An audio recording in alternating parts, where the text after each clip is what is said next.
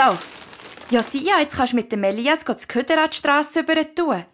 Nehmt am besten das Leiterwägeli. Und dann habe ich noch einen grossen Sack mit Holzscheitchen weggemacht, den der Frau Wenger bringen sollte. Jetzt, was so spät noch mal geschneit hat, möchte sie mit ihrem Schwedöffel heizen und hat kein Holz mehr. Also komm, Brütsch. Ich will lieber noch ein bisschen spielen. Du kannst auf dem Leiterwägeli reiten, wenn du mitkommst. Also, aber ich will den beiden Wege reiten. Wir wollen schauen, ob es Platz hat.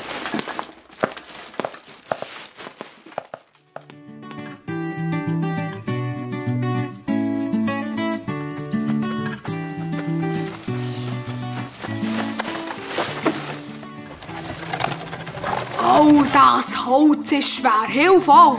Oh ja.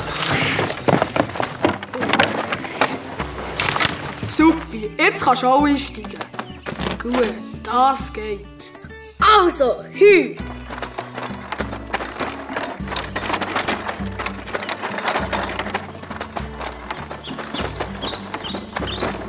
Au, hab grad den Hang eingeklemmt. Zeig, ist schlimm. Es geht wieder.